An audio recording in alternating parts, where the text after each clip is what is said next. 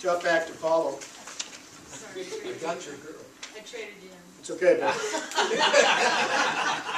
If anybody could have her, it would be you.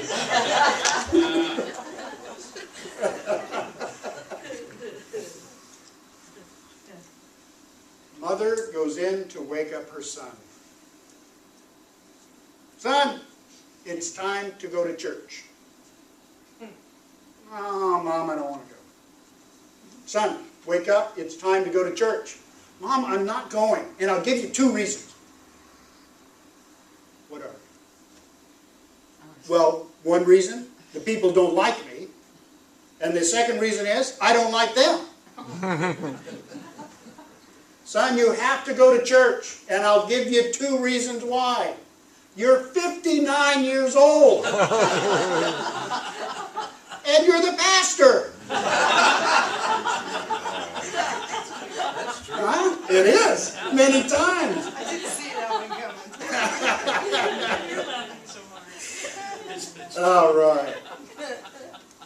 For me, if there's not joy in church, I wouldn't be here. If there's not joy in community, I wouldn't be here. If there's not laughter involved, why even get up in the morning? Oops. It's a part of my makeup. And it's a part of what changes the vibration within my body. It shifts me when I laugh. Now, I'm going to talk about a very serious subject today, so it's a good thing we got the laughter out of the way right off the bat. Yeah. Render unto Caesar's what is Caesar's, and render unto God what is God's. I figured it was tax time. I mean, we're rendering to Caesar most of the year, but at this time of year, it's a very serious rendering. And we notice it more than when we go to buy a loaf of bread at the grocery store. And that topic came up, or the title came up, as I was sitting here listening to Doc. And when a small, still voice comes in, these days, I do my best to listen. And one of the reasons is I've noticed so many times when I didn't, it just didn't go the way I expected it to, or wanted it to. And listening to that small, still voice, that intuition within, for me, that's my higher self, slipping in a little notification, a little wake-up. Listen. And just quietly. And that's the problem. It'd be one thing if the noise came in just like the rest of the voices in my head and said, hey, wake up. And from what I understand with PJ, sometimes it does come just that way around 2 a.m. in the morning. But with me, the voice is kind of quiet. And I let that slip in. And then as I was working on what I wanted to speak about today, Let It Be came up. The song for Jay to start the service with. Why? Well, if we're in the middle of tax time, if we're in the middle of rendering unto Caesar, isn't that a wonderful time just to let it be? Just release it. Let it go. How often do we just sit in the torment and the torture of it? No laughter involved, no joy involved, just grinding through the process. Let it be. Let it go. And at least for a few minutes today, let's do that here in this service. Now, I like metaphysics. And that's that something aside or outside or above or different than the physical. And that quote from the Bible says one thing. And it's real simple. You give to Caesar his taxes. I mean, his taxes are due. And then at the same time, we need to remember who we are, because for me, we are magnificent light, magnificent children of God, magnificent, limitless beings. And the problem goes to this, the 5 senses. Because I'm hit every day with noise from the radio or the TV or the person next to me in line that brings up something negative I really don't want to talk about, or I'm stuck with the voice in my head that's telling me something that's not true about myself, like you're sick. I love this. I was getting ready for this talk, and my grandbaby sneezed in my face. This was 2 weeks ago. What does your mind say when I said that? Oh, there's a cold. It's coming. It's right there. I mean, you just picked it up. She just threw it right at you, and you grabbed it. That's the voice in my head. And I don't think I'm alone, because I heard people laugh. And it wasn't my delivery. I had to remind myself who I really was. Because the five senses hit me. Slapped in the face with baby snot. I mean, that's I had to remind myself the truth. The truth is that I manifest this body. I manifest health. And, conversely, I manifest sickness. Now, doesn't that sound like I'm blaming myself? See, I have, for me, responsibility over this frame. It's large because I've chosen to make it large. Or I have unconsciously allowed it to develop the way it wanted to, rather than consciously choosing how to make it function. It's necessary for me to affirm the truth. It was necessary for me to affirm perfect health, thus the affirmations. I laid in bed the night of my baby debacle, and I got a little bit of sinus congestion. It was coming. And I coughed a couple times. I knew it was happening. Now, could I have just moved that right on to full-blown dysfunction? Absolutely. Have I in the past? Absolutely. And I stopped at that point because I knew what was going on. I knew what my mind was attempting to do. It was attempting to bring on sickness. And I stopped and reminded myself of the truth. I experience perfect health. I manifest perfect health. Now, it was tough because the voice in my head was pretty loud. So I had to say it out loud a few times. I am experiencing perfect health and wholeness in body, mind, and spirit. Now, I control this body. I have control over this physical. I am experiencing perfect health and wholeness now. I slept through it. I went to sleep with it. You guys go to sleep with a voice in your head? No. I went to sleep with it, and the voice was, I am experiencing perfect health and wholeness now. I experience perfect health. I experience perfect health. I experience perfect health. I had to repeat it because the voice in my head was so loud that I had to inform myself, higher self, of the truth and remind me who I am. Now, this is kind of interesting because when I looked into the Metaphysical Bible Dictionary, have y'all ever heard of the book? I know some of us have. This is a book developed by Charles Fillmore and a few people, and it takes terms from the Bible and looks at it metaphysically, which is a cool thing. I like it.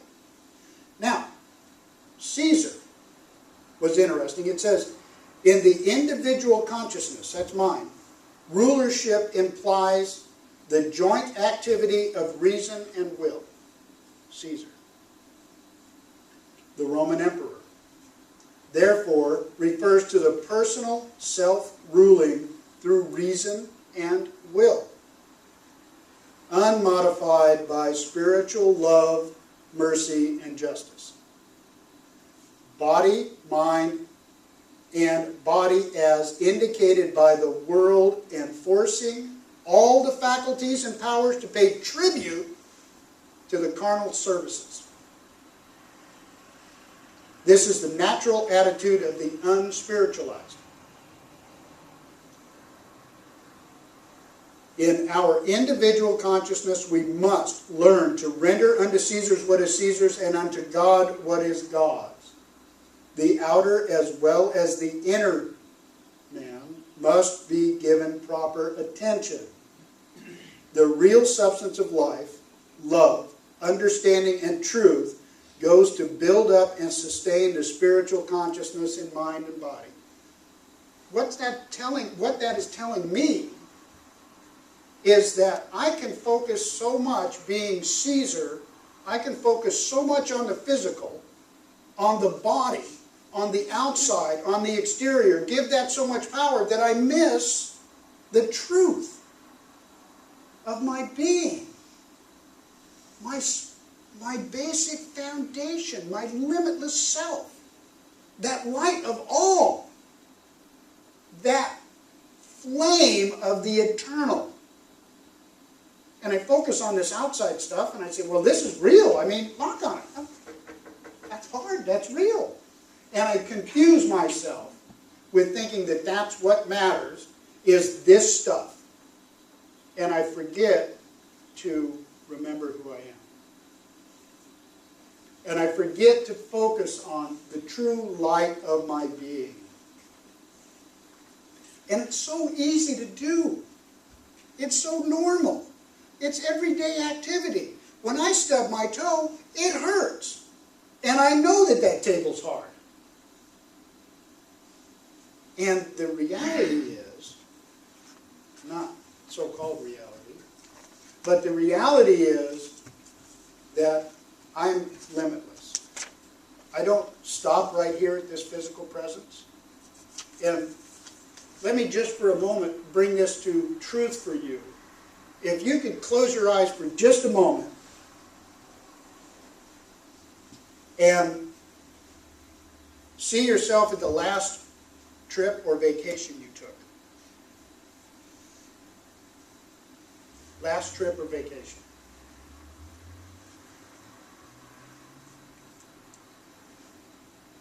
You can literally be there, hear the music, smell the air if it was ocean, or smog if it was LA. And for some that could be 100 miles, 50 miles. For some it could be thousands of miles.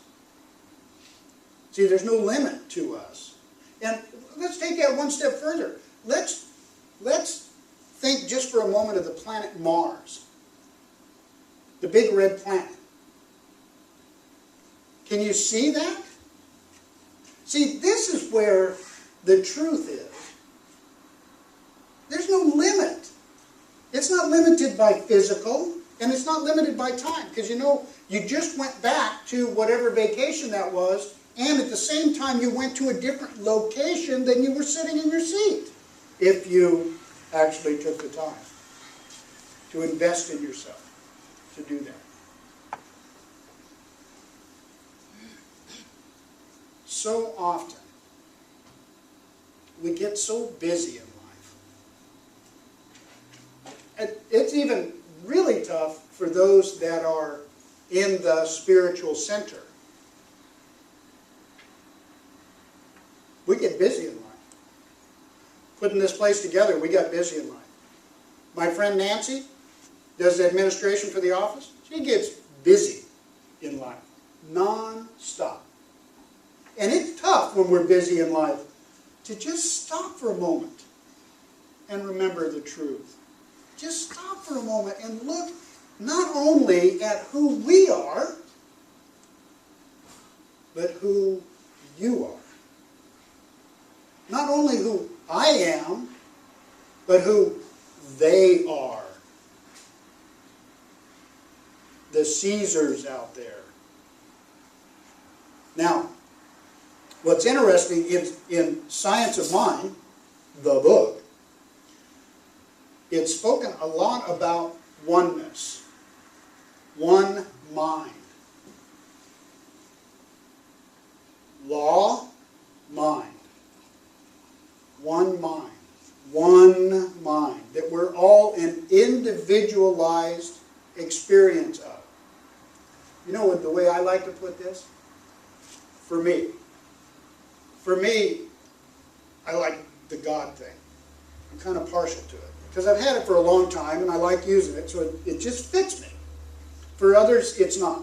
And that's fine by me. But for me, I like the God thing. And for me, God has a wonderful opportunity in each and every one of me to experience life solely from my point of view. So one God that I am a drop in the ocean of has the opportunity to have a unique view of life through me. And for me, this God is love. And a presence that is omnipresent. It's everywhere at once. Omnipotent, all-powerful. And within everything, including the pole in the middle of the room. And this God, for me, has an opportunity to experience life uniquely through each and every one of us. And that doesn't mean for me that she comes in and starts flipping my switches, or that he puts me to the test, or that it judges me for what I do. This is not the case for me. And that's one of the greatest things for me, is when I discovered that no matter what I did or do, I'm still loved. There's not that judgment from God for me. With that, I'm able to have a God and have the law, which interestingly enough is God. At the same time, the law for me in Science of Mind is very impersonal. It doesn't care. It merely does. And for me, God cares, but doesn't judge. A little bit different. For me, God loves. Law doesn't. Law just is. I mean, if you break the speed limit, get pulled over, the law is you're to get a ticket. You're to get a fine. That's the way it is. The law of gravity doesn't care whether I'm 250 pounds or 10 pounds, I'm going to fall. The law just is, and it doesn't care. And the law of gravity doesn't care how spiritually centered I am, how wonderful a person I am, how much I've given to charity.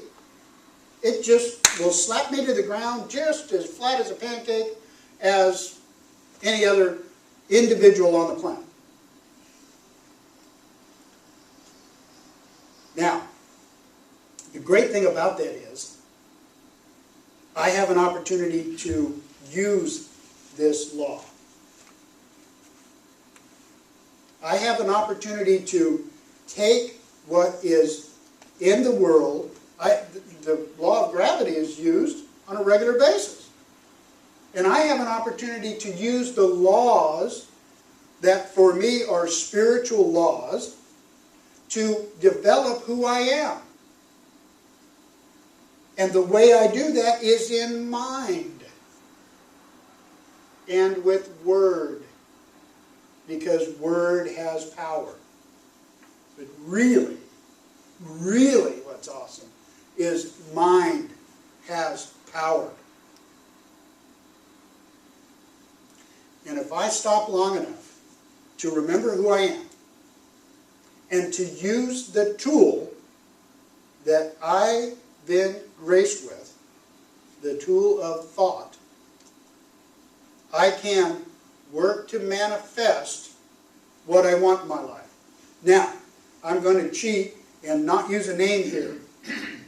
And I have a very good friend who worked as an administrator for an insurance company and had a thought that they wanted to become an adjuster out in the field for this corporate insurance company. Now, no big deal, except this was a woman. And oh, by the way, at the time, there were no women insurance adjusters for this huge conglomerate corporation. And She had the thought, I really want to be an insurance adjuster out in the field. I really want to be an insurance adjuster out in the field. Now, she didn't just sit on the thought. She actually began to do things towards that. Write some letters. Let people know she existed. Do what was necessary. She became the first in the country female insurance adjuster. From a thought. From a thought.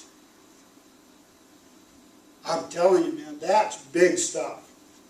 And I'd love to tell you who it is, but I didn't ask before I started, so I can't. Now, Ernest Holmes writes, God gives some more than others. Oh. See, now I know. Because some accept more than others. God gives some more than others because some accept more than others. And when we talk in science of mind, many times we go to finances for some reason, we go to the physical for some reason, we go to, I want a new car, a new house, a new relationship, whatever that is. At the same time, maybe this could be more spiritual awareness. More awareness of my true being. More peace of mind. Now, the interesting thing is God gives. For me, it's already all there. It's not a matter of, well, I really have to think about this perfect relationship to bring it about in my life. Really, what I have to do is accept it. Because it's already there. I have to become, inside me, that person that is willing to accept all the great stuff I could have. To be the first female insurance adjuster in the country. Or, maybe it is that new Mercedes. Whatever that is. I know a friend of mine had a thought that they wanted to create a few CDs and market them out to the world to share their music. A thought that physically came to fruition, and there are physical CDs out there of Jay Horn music. He had a thought. I had another friend who had a thought about an internet business to rival eBay, an auction site. To rival eBay's pretty big. Y'all know anything about computers? Okay. eBay's a pretty big deal. Well, a friend of mine had a thought many years ago to create a thing on the internet to rival eBay. Called it Barter Down. Very unique, different thing. It's here now. From a thought. Into one mind, into hard physical stuff. With that, I can focus on the physical or I can focus on the spiritual. I have to remember to focus on both, but at the same time, which one's going to bring about what I'm really looking for in life? If I focus on my bank account not being full enough, is that what I'm going to have? Or if I focus on the limitless abundance that is here now, is that what I'm going to have?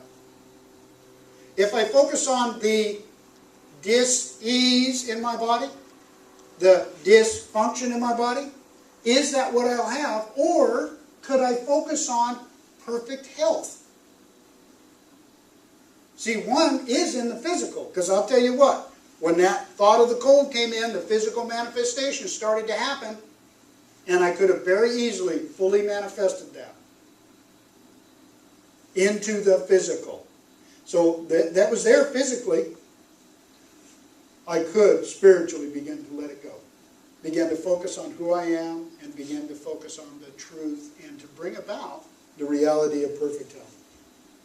We have to maintain a spiritual balance of mind and body, of spiritual and physical. And at the same time, please know the truth of who you are, the magnificence of who you are, that limitless light. For me, that magnificent child of God. For you, that limitless spiritual being. Whatever that may be that is comfortable within your heart. Because this is where it counts. This is a magnificent tool. But this is where it counts.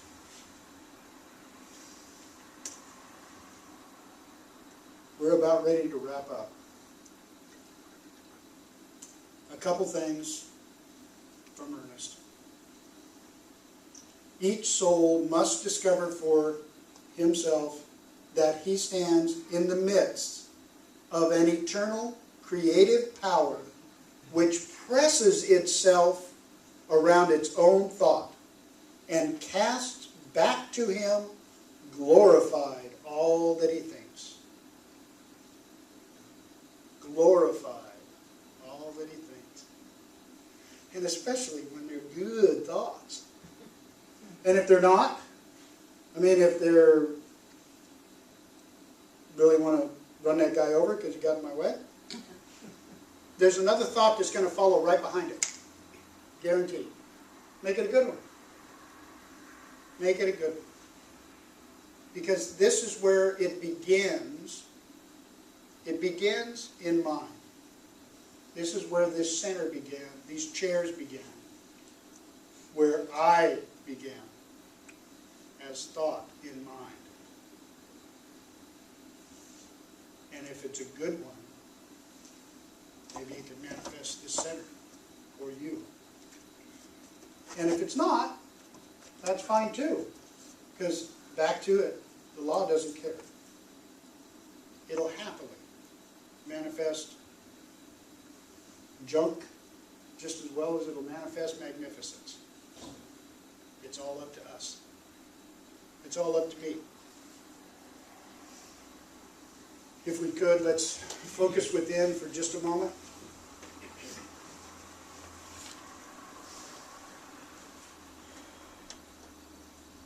There is one life, one mind.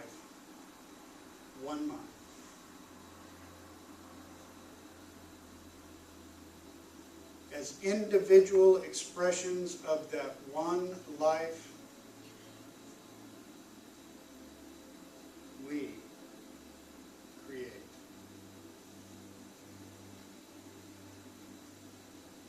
As we focus here today, let us know that what we create this week will be perfect. It will be exactly what it is. Know that you are magnificent,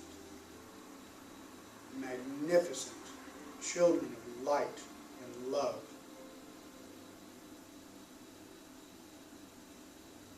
And as we go into the week, we practice the truth of perfect health, perfect abundance,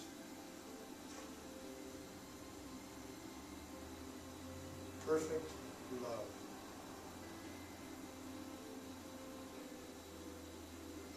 I declare over you now that you are perfect and magnificent and fully capable